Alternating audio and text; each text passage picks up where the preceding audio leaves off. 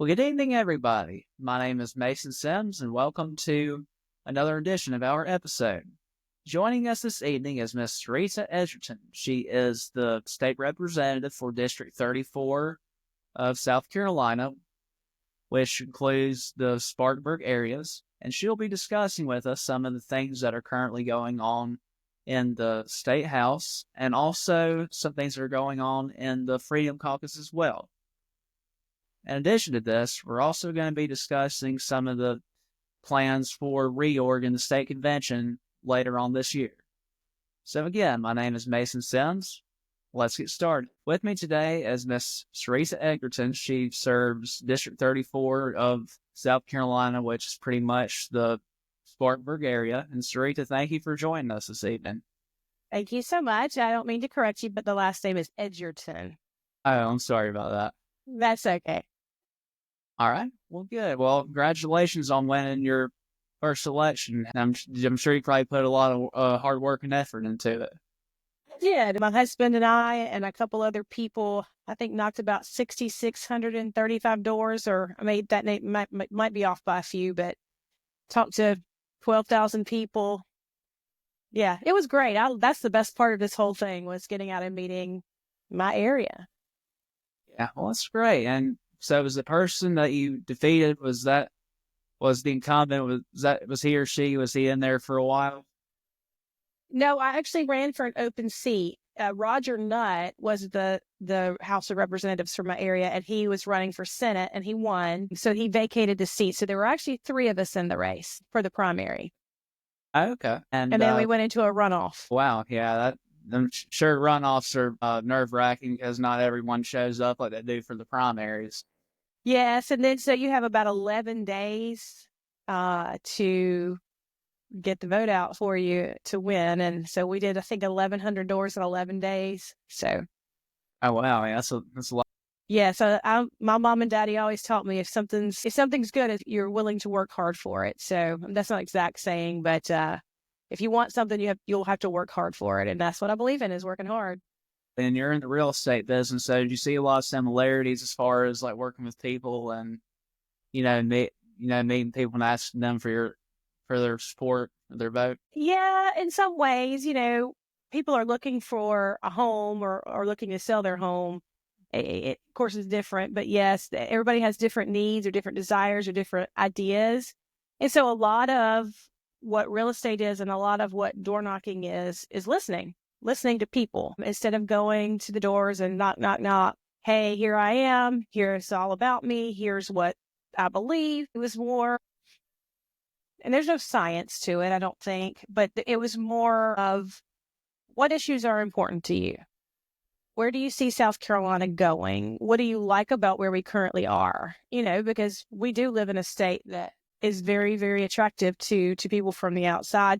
Very, very attractive to people who live here. We live here for a reason. We want to raise our families here for a reason. So I wanted to hear what those reasons were. So, when you're a real estate agent, you're wanting to listen to the people on what size house they want, where they want it to be. So yeah, there's some similarities there in that you have to listen a lot. Absolutely. And did you ever come across like any negative, like ones when you knocked on doors?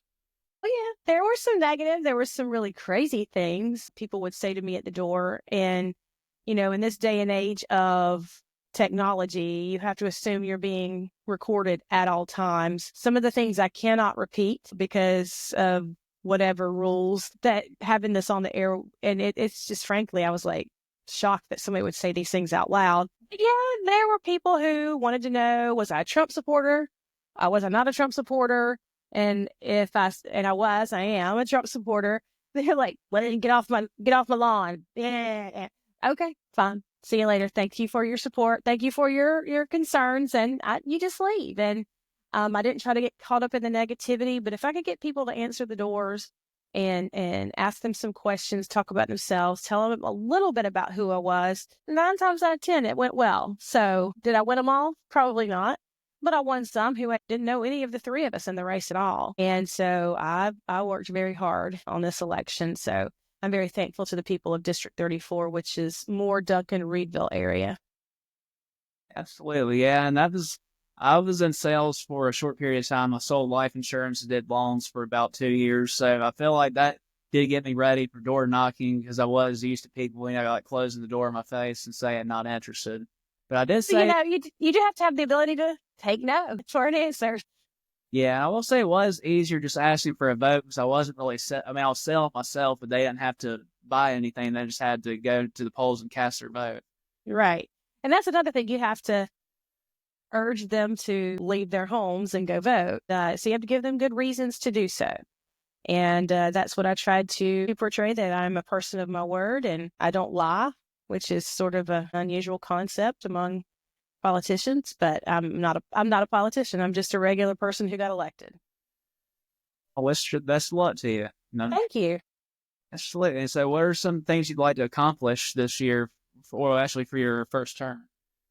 Well, a couple of things that I ran on, transparency and accountability, making our government absolutely transparent to the regular people, because there's a whole lot that goes on. I had no idea. I still am learning every single day almost that I'm down there, what happens. And I'm constantly told you don't know how things work down here because you're so new, but you'll learn how things work. No, that's not me. I ran on being transparent. And so I have started a video series on my social media called Mrs. Edgerton Goes to Columbia, kind of in the realm of in the manner of the Jimmy Stewart movie from way back before probably your parents were born. But Smith Goes to Washington. Mr. Smith Goes to Washington. So I thought just to kind of show people what we actually do. And to that point, when people ask me, why is that so important? I said, well, the people of District 4 are my employers. I'm their employee. Okay. And if you have a business, let's say you had your own life insurance company and you hired somebody to come work for you, would you just take them to the back room and leave them alone for 2 years and not check up on them, not see if they're getting their work done? Are they putting in the claims correctly? I mean, you would never leave them alone for 2 years. But that's what happens in politics. And frankly, I was guilty of that too. Hey, I voted in the primary. I voted in the presidential preference primary. I voted in the election. I voted in the school board election. I mean, every election I voted in, but I didn't vote till the next election and I didn't really, get involved in. So that's what I want people to see is how you can stay involved and not let your employee just run amok down there in Columbia, waste your money and raise your taxes and make bad laws. And that's what we've kind of done. And I think people are waking up to that. And I'm glad to see it. I'm glad of it because we really do need some accountability and transparency in all of our governments, not just in Columbia and not just in Washington, but it's your local county council, city council, town council, whatever it is, school boards. I mean, look at what school boards have been getting away with until groups like Moms for Liberty came in and were like, what are these books in our libraries? Why is a fourth grader reading about transgender stuff or whatever it is? I mean, it's just because as a conservative, as a Republican, I just want to live my life. Let the government leave me alone and live my life. But I think we've kind of swung too far in that direction and we're having to wake up and say, wait, stop. We're not doing that. So that's sort of what I ran on. Some things I hope to accomplish. Being a freshman, we don't get a whole lot passed forward and I understand that. But lowering our taxes, that's important. I think for the first time, we're having to really look at, we pay the highest taxes in the Southeast at 6.2%. And the governor in the state the other night, he said, well, I would like to lower the rates to 6%. So that's 0.2%. So you can go back and figure out how much money you would save.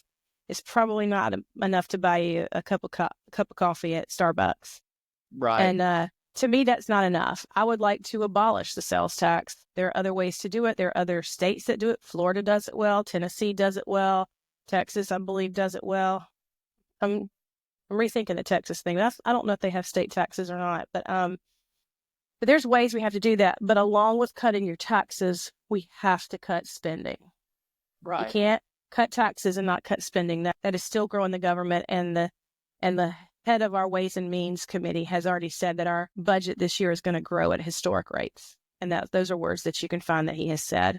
And I'm not for that. Our government, I think, are you seeing the Doge stuff that's going on right now with USAID and all that? If it's Yes. going on at the federal level, you know what's going on at the state level.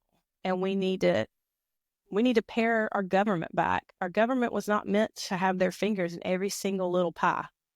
Right. And I heard too that under the Biden administration, they're supplying Gaza with, they're using our tax dollars for condoms or something like. Yes. I heard that too. And then I was at another presentation where they said in some county in South Carolina, I'm not sure which one it was now, the cases of syphilis were up by 80%. So maybe we should have sent those condoms to whatever that county was instead of sending them to, I mean, what did they do with them? I don't think, I just don't, I don't even understand why they did that. But there's a whole bunch of all of the stuff that's coming out.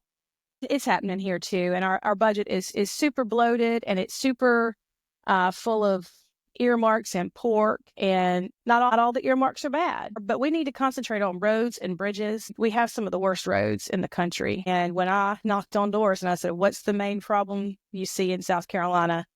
Our roads are terrible. Yes. Taxes are too high. If we're paying so many high taxes, why are our roads so bad? And that was the number one concern, to be honest with you. And I kept a list of it and kind of made tally marks. And that was the number one concern for people. And so we've got to do that, cut our wasteful spending, and then prioritize what we do spend on roads and bridges, infrastructure, things like that. Absolutely. And one thing I was going to mention to you too is that, I currently work for a charter school that specializes in serving children with special needs, like specifically dyslexia. Mm-hmm. And we were concerned that, I know that South Carolina really only accepts about 6% of federal funding as far as like for education goes. And I was just wondering if there's been any talks like that in the state house of how that's going to be different, if our schools are going to still be properly funded and stuff like that. Well, I do think you're going to see our schools be funded. I know that Trump is talking about getting rid of the Department of Education on a nationwide level. He's not talking about abolishing every state's Department of Education. But the needs of South Carolina are very different than the needs of, say, Illinois or New Mexico. Our needs are different. So having as much local control as we can have, and even teachers that I spoke to when I knocked on the doors, they're like, my school needs something that another school in another part of the district, they need different things. And your school has different needs. So I don't think that we're going to see anything cut like that for our schools this year. I know that there's some school choice things going on. We're still waiting to see which bill is going to come over to the House to see what kind of things are going to be put forth for school choice for homeschoolers, private schoolers. You said it was a charter school? Yeah. Well, are you a teacher? I am. Yeah, I'm Oh, part of that's the awesome. public charter school system. Oh, that's awesome. What is it, like all grades, or what grade do you teach? So our school's pretty small. It goes from 1st to 8th grade. So since our school's fairly small, I teach all of the middle school. I'm a middle school science teacher.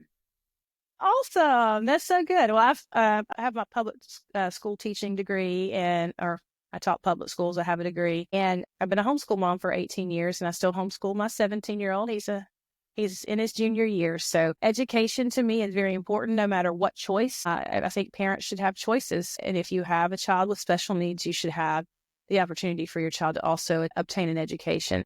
So I think we're not going to see any sort of cutting there on the school budget. So I don't think that's anything you have to worry about. Yeah, that's one thing our principal is concerned about, is we do get like Title IX funding that goes, since we are a school for those with disabilities, and we're just wondering, like, we maybe get some more help from the state now that's more likely going to be cut out on the federal level. I'm not sure about that, because schools like yours may be under the ADA and not, I'm not sure about that. But all the money that we put into the Department of Education as a state would now no longer be put into it. If the Department of Education was abolished, then we have also, I believe, Title IX in our state. We would, you would still, whatever funding you get, you would get, because we're not sending it to Washington and then them turn around and sending it back to us. So, yeah, I don't think that's something you have to worry about. Well, that's good. Yeah, there's a lot of concern around my school. But yeah, that's good. That's good to know. Like, I think when I spoke with Neil Collins, he said that we don't get as much from the federal government, so that did put us at ease when we did hear that. Yes, and again, we want more local control. So whether that's state, local, or state government, or your county or your school district, the more local control you have, the better you are to allocate those funds to the right place. Because what bureaucrat sitting in Washington, D.C. knows what your school needs? They don't. But your superintendent of schools does. And so your principal does. So having a little bit more local control, I think, is always good. I'm always for smaller government. The less that Washington can be in our back pockets, the better. My favorite quote from Ronald Reagan is, "The most terrifying words you ever hear is I'm here for the government. I'm from the government. I'm here to help." That's a great quote. And now that I'm part of the government, I believe it's ever more so true. Yes. Well, yeah, it seems like you're definitely in there for the right reasons. You don't want to just go with the flow. You want to do what was right for the people that made it possible to get you elected. Yes, that's right. And for the entire state. I mean, I love this state. I have traveled all over this state. Of course, I haven't been everywhere, but I've lived here most of my life. There was some criticism of me online because she's an outsider. Well, yes, I was born in Shelby, North Carolina, and at the age of 3, I was adopted and brought to South Carolina. So if that makes me an outsider, okay, I'll take it. But I grew up actually, and I had an Easley address. And I lived in Anderson County, District 1, and I had a Greenville phone number. So I lived right on the lines. So I think that's out your way, right? Easily? Yeah. I'm City limits. So were you like over towards like Wren, Powdersville area? I went to Wren. I graduated from Wren. I lived in Powdersville. Oh, yeah. We have a lot of students that come over that way. I teach at Lason Bridge Charter School in Easley. We Okay. have a lot of people that are zoned for Wren once they go to high school. Yes, well, my first job was at the Bilo on 123 in Easley. At 15, I was a cashier there. I don't even know, it's not there anymore, is it? Did they shut down the Bilo in Easley? Ollie's now. You think it's what? It's an Ollie's bargain store. Okay, well, dang. Oh, well. Yeah. But those are my stomping grounds. Oh, yeah. That's good. Yeah, that was a good Bilo, too, when it was open. Yes, I worked there until I graduated high school. Yeah, well, that's good. That's a long time. Yeah, it was for a teenager. Yeah. Oh, yeah. Yeah. So another thing I was going to ask you too is, what's some things that are going? I know you're still fairly new. What are some things that are going on right now in the Freedom Caucus? I know that you came to the Pickens Republican Party and sort of spoke on that. So would you like to share with us with some stuff that's going on there? Well, yeah, I'm not going down to Columbia to take a flamethrower and just burn it all to the ground. That's not what I'm trying to do. But there are just certain things that I'm just not going to sign on to. And if that makes me outside of whatever the Republican caucus is, that's fine. I'm okay with that. But my goal is to bring and I've said this several times, my goal is to make South Carolina the South Carolina that everybody outside of South Carolina thinks South Carolina is. Is that confusing enough for you? I want to be the red South Carolina that people think we are. And if me, myself, and the Freedom Caucus, we can pull these people a little bit more to the right and take a little bit less. I know we're not going to abolish taxes in the first year, but our goal is to bring the Republicans to be the actual conservatives that people think they are. So we have a lot of goals, but like I said, lowering your tax rate. I've actually co-sponsored a bill to actually abolish the state tax. We know that won't go anywhere probably. Some other things is abolishing DEI, which I think you've probably seen that the Republican caucus put out a bill yesterday to abolish DEI statewide in all public and government-owned entities. And that's just sort of a simplification of that bill, but I co-sponsored that as well. And I co-sponsored a bill from Josiah Magnuson to force public universities to do so. So getting that kind of discrimination out of our institutions, we have to do that. Let's see. I wrote down a list of priorities, but I have to put my glasses on because I can't see because I'm old. We want to do some tort reform. I think we have an issue, if you've ever heard of the, I can't think of what it is now, but the bars and the restaurants that are closing because of lawsuits and insurance and things like that. So we want to look at that and how can we get some tort reform. And one of the ways we can do that is change the way that we elect judges, that was a big thing that happened this past week was the legislature elects judges as a joint body. So if you're looking at the Constitution, and if you've taken a civics class, there are 3 branches of government, and they're supposed to be separate. There's supposed to be checks and balances against one another. If bad legislation is made, somebody sues and takes that through the judicial system, where it either is adjudicated or it's sent back for, like we had with school choice last year. It went to the Supreme Court of South Carolina. They overturned and said that our school choice bill, not my school choice bill, but the one that we passed was unconstitutional. So that was a big deal. So that was a check and balance. And then, of course, the executive branch is supposed to enforce the law. So whether that's sheriffs or the governor or mayors or whatever, they're supposed to enforce laws. So when you have the legislature deciding who gets to sit in the judiciary branch of the government, to me, I'm not an attorney. It seems like a conflict of interest. And I'll give you an example of why. If you and I have a law partnership where we're Sims and Edgerton, attorneys at law, and then you decide one day that you want to be a judge, and I'm a sitting representative, and we're law partners, and you get through the Judicial Merit Select Committee, and you get through there, you're given the go ahead from them, and you come to the House floor, and I vote for you because, hey, we're law partners. And if I'm going to stand before you as an attorney and you're a judge, and I didn't vote for you, or I did vote for you, I mean, do you see what I'm saying? It may not be that way, but the sense of impropriety is there. And we just don't need to be having that sense of impropriety. So there has to be a better way to do it. So we have to look at some judicial reform. But we did do our judges election. We for the first time actually turned down a candidate out of York County.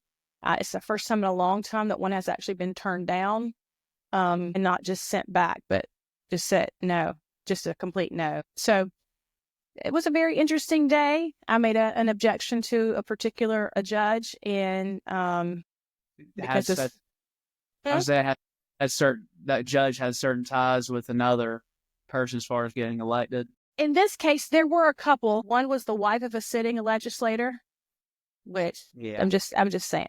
The other one was a law partner in a firm, and then this one though had some family court complaints, a lot of them, that she had torn families apart, taken children from their parents with no reason. And those claims were never looked at by the committee who selects, or they weren't looked at properly. I didn't feel like she had been properly vetted. There had been some ballot box issues with her. So I objected to her and forced a vote. Of course, she got through. My objection didn't mean much, but still, you have to call out wrong or impropriety, even if it's not popular. If I'm going to stand before a judge, I want to stand before a judge who is honest, who knows the Constitution, who will rule in that manner, and not one who is bought and paid for, or the prosecuting attorney, or whichever side I'm on, his law partner. That doesn't seem right. That just seems to me, it just seems suspect. So that was an exciting little fight. Not fight. It was an exciting time of debate. So basically all you can say is I object. You can't actually debate it. You just say I object. Well, I'm sure voters appreciate that. See, I feel like now the average voter doesn't really want to elect somebody that'll always, go along to get along. I mean, I know you do have to negotiate on things, but just to always go with the flow, I think people are growing tired of that. Well, I think so. And I have been called, even though I've never been in office, been called an obstructionist or been called a disruptor, but so is Trump. Look at what he's doing right now with the executive orders. He is just disrupting things, but these executive orders only go as long as his presidency. So we have to get some of these things codified into law. Some of these things that he's doing that are really good, and we need to make sure that they're codified into law, and that we continue some of the great work that he's doing up there. Definitely. And another thing I was going to mention to you too is that now with the change of power on the national level, do you think anything will change on the state level as far as like the state convention is concerned? I think it's May. Oh, so you're talking about reorg? Reorg, and then the state convention in Well, May or that. I hope some things change. We need a little bit of a change up in the lineup, if you will. Some of our starting hitters are not connecting with the ball, to use my daughters play softball. And sometimes when you're the leadoff hitter and you're not connecting real well and you're not getting on base, you kind of have to be moved around in the lineup a little bit. So I think maybe we should do that. We should move around the lineup. I don't know exactly what's going to happen. I do know that every Saturday I meet with a group of patriots here in Spartanburg who are talking about reorg. And until I started to meet with them, I actually didn't know a whole lot about it. So it's been a great education for me, and to see how we can take back our precincts, how we can take back our county parties. I know York County has done it. They did it 2 years ago. I think Pickens County had done it, if I'm not mistaken, right, a couple of years ago or 2 years ago, right? I think it's 2 years ago. I think Anderson County had done it. Greenville County's done it. Is it always perfect? No, because we're imperfect humans, right? Yes, I'm very interested in the reorg. I'm very interested in seeing what's going to happen. I don't know that Drew McKissick will be defeated. He has a lot of money and a lot of clout behind him. I know Barbara Arthur, who you interviewed a couple weeks ago, is going after that, and she's a strong lady. So we'll see how she does. I don't know if there's anybody else going for it, but I'm just trying to concentrate on my precinct and my county to see if we can. And we're the 5th largest county. We ought to have more of a say than we're currently having. So, yeah. Right. I'm very interested to see what happens, because we've got a meeting in, if I'm not mistaken, in March, and then one in April, and then the state in May. Right. And I'd say too that I know people get Pickens County criticism for all voting for Jeff Davis last time, but really the most populated counties though in the state, majority of them did vote for Jeff Davis, and it wasn't a landslide victory for Drew McKissick. I would say it was more like a 60 to 40% turnout. I mean, the final results, it wasn't a landslide victory for Drew McKissick. So you think he's vulnerable? Drew McKissick? I would say so. Okay. Yeah. Well, we'll see. I don't know who else is going to go. I know there's like 1,000 people in the governor's race right now, but I don't know how this one. We got to get through reorg first in our own state and see. But even if he's reelected and it's just barely by the skin of his teeth, maybe that'll be a wake up call, a sign to him that he needs to swing more to the right than right in the middle. Because we are a supermajority in both the House and the Senate. And we're supermajority. We have the governorship, so we have the trifecta. I mean, we shouldn't have any problems pushing forward conservative bills. And we saw with Save Women's Sports so many years ago, they didn't want to try it. They didn't want to do it. It's dumb. It's stupid. And then yesterday, or 2 days ago, he signed the executive order banning men, and then NCAA has crumbled because of that, banning men and women's sports. So, but we couldn't even hardly get it through committee.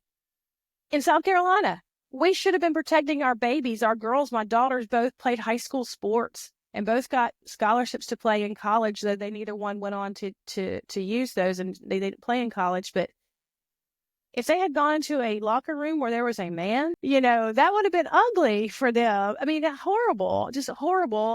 We shouldn't have had any problem protecting our kids from transgender surgeries, forbidding transgender surgeries on minors in hospitals in our state. These things should not have been that difficult. We have an 88-person supermajority in the House. And now we have the supermajority in the Senate because it's had a nice turnover, and we should have no trouble getting conservative legislation through. But we do. Honestly, yeah, Kamala, that Joe Biden was known, they decided to oust him. They just found somebody, I feel like, in my opinion, was just way too far left, because she was for those tax doors going for like prisoners to have transgender surgeries or something like that. Yes. Ooh, we dodged a bullet there. I know Trump dodged an actual bullet, but we dodged a bullet from Kamala. Woo. Yes. We would be having a very different conversation right now. Yeah, I would say the first 2 years would probably be like Barack Obama, just nothing gets done because we had a Republican Congress. But I was worried maybe like the next 2 years after that, if the Democrats were able to take control of Congress, like the House and Senate. Yeah, well, luckily we don't have that problem, but we do have to be careful in the next midterms to not let Congress go swing back to Democrat controlled. So, and sometimes that happens when you have a Republican president, it goes, or whichever party's in power of the presidency in the off year, the other party takes control of the Congress. So we'll see how that goes. I hope we don't have that problem. I hope he continues just like a bull in a china shop for 4 years. It's like eating, let's get my popcorn out. Let's just, what is he doing now? What is he doing now? And I don't have a lot of time when I'm in Columbia, Tuesday through Thursday to keep up with it. But on Fridays while I'm doing normal mom and wife stuff here, I listen to some headlines and try to read some things that he's been doing. But my days Tuesday through Thursday are pretty much jam-packed with stuff going on in the States. So And that's all right. You can probably get notifications from like Newsmax or Fox when you have a minute. Just see yeah, what's going those people I truly follow and I trust. Yes, I'll go read Blaze Media just to read the headlines, right before I go to sleep. But my focus is on what I'm supposed to be doing in my job. on. Definitely. Yeah, like Neil, I know people have mixed feelings about Neil Collins, but he said this pretty well. He said it's focus on your sandbox. Like I know I asked him like some federal questions. He said, well, and that's how he responds. I just mainly focus on my sandbox and what I'm here to do for state government. But I think we can look, and while I agree with that, and I don't agree with Neil Collins on a whole lot of stuff, I do think we can look at what's going on at the federal level and see how we can apply that in our state, especially if it's good legislation or it's good policy. Then I think that we can figure out how to do that on a state level to give even more protection to what Trump's doing and protect our children, protect our citizens, help our law enforcement, where it's needed. So I think he's right, but I think we can look across at somebody else's sandbox and go, oh, what are they doing over there? That looks right, So a lot of our legislation, and other states do the same thing. When they see good legislation in South Carolina, or we see good legislation in Tennessee or Texas, we look at those bills and say, how can we adapt that for our state? How can we make that for our state? For an example, it's a little conspiracy to put your tinfoil hat on. But whatever you think about cloud seeding, chemtrails, Tennessee passed a bill, I think it was 2 years ago, governor signed it, where they don't allow that. And I went to a conference in Nashville, and the sky was the blue that I remembered from my childhood. And there were no lines, there were no weird clouds. It just was beautiful and blue. Then, of course, we've seen now, you may not have seen it, but I've seen it. DOD just came out and said that they had spent so many millions of dollars on cloud seeding, things that we were told were a conspiracy theory. Oh, that's not happening. They're not leaking chemicals out of planes into the air. Well, yeah, they are. And we funded it with our tax dollars to make ourselves unhealthy. So I think Tennessee has some good legislation. How can we take that and make that to protect all of us? That's our health. That's your health, my health, the kids that you serve in your school, their health. My children all live here. My in-laws, they live here. It doesn't just affect one person or one area. It's the entire state. And if it's going on, we need to find out, number one, is it going on? And number two, we need to stop it. And the only way to do that is to write good legislation. So Tennessee had a good bill there. That's not my top priority, but just to give you an example of how you can take something from another state, another person's sandbox, if you will, and say, how can we make this? Is it good for our people? Is it going to cost a lot of money? We don't want that. Is it going to save money? And figure out, does that work here? So I think we can look at other people's sandboxes while we're messing around in our own, while we're building sandcastles in our own. I agree. That's definitely good to pick up ideas from other states, especially if it seems to be going well. Especially conservative states. I don't need to be taking up any California legislation. We don't want none of that. We don't want to have to kill a fish in order to extinguish our fires, or whatever it was. Oh my goodness. And I lived in Southern California. There might be a lawsuit. That's egregious. That is so bad what happened with him diverting that water instead of giving it to his people for some fish. So Imagine Ronald Reagan, he probably would not have done that when he was governor of California. No, he probably would not have. Yeah. Yeah. So is there anything else that you would like to mention to your constituents while we're on the air tonight? Well, just that I'm working hard. I come home on Thursday evenings. Last night I had a town hall in my district, so I'll be doing that once a month. So keep your eye on my social media for that. And I love hearing. I talked a little bit last night, and then I just kind of sat down and let the people that were there ask questions, or what were their concerns, or what were their thoughts. Several of them had come because they had seen my video that went viral 2 weeks ago, where I just asked a question and basically, did you see the video? I didn't actually. So is that when you were in session? Yes. So I asked a question about the rule. We had a rules fight 2 weeks ago, which basically a rules fight just affects what goes on in the body, how we conduct ourselves, that kind of thing. And I got up and asked the chairman if we had been given maybe 12 to 20 minutes to read through the rules, and we just weren't really given time. And I said, do you expect me to vote on something that I have not seen? Because at that time, I had not received the new rules. I had not gotten them. And would you expect me to vote for something I haven't read? And he said to me, Mrs. Edgerton, you're new here, and in the short 2 weeks you've been here, you may not understand how things work, but I can assure you that virtually no one in this room, no one in this body, I think he said, not in this room, no one in this body actually reads all the bills that come across their desk. And I went, wow, did you say that out loud? Because I seem to remember Nancy Pelosi saying, you have to sign it to see what's in it. Do you remember that from a couple of years ago? I think it was the budget or an omnibus bill or something like that. And I said, oh no, I'm reading the bills. So there's been several nights I've been up really, really late trying to read through some of these bills that are getting ready to come across our desk. Right now, the energy bill is going to be coming, and it's like 80 pages with amendments. So I'm 40, 50 pages in trying to, you have to look up some words because some of it's legalese that I don't know. I don't have, like I said, I don't have a law degree. So, but you have to understand what you're signing on to. And I'm just not going to rubber stamp whatever leadership wants. I'm going to do what's right for the people of South Carolina. And so that's what I'm doing. I'm trying to fight hard for that, and I'm just trying to do what's right. And sometimes standing and doing what's right is difficult. That's why a lot of people just want to go along to get along. But I'm not really. Yeah, I'm sure that's really eye-opening for a lot of people when they heard that gentleman say that a lot of people don't read the majority of the people don't read the bills. Yeah, it went viral on Twitter, or X. I'm sorry, it went viral on X, and it was pretty well picked up on. It's hard to see because so many people picked it up, and so you don't always see how many views it got. But it's pretty brutal, and disappointing to me, because he said that at the end, you'll find that there's just too many bills and you can't possibly read them all. Then don't pass that many bills. Don't put forward that many bills. Put forth, it's not quantity, it's quality. Put forth quality, conservative legislation. Simple. I mean, we were founded by farmers and regular folks, and it should be written in such a way that farmers or regular folks can see that. Did I lose you?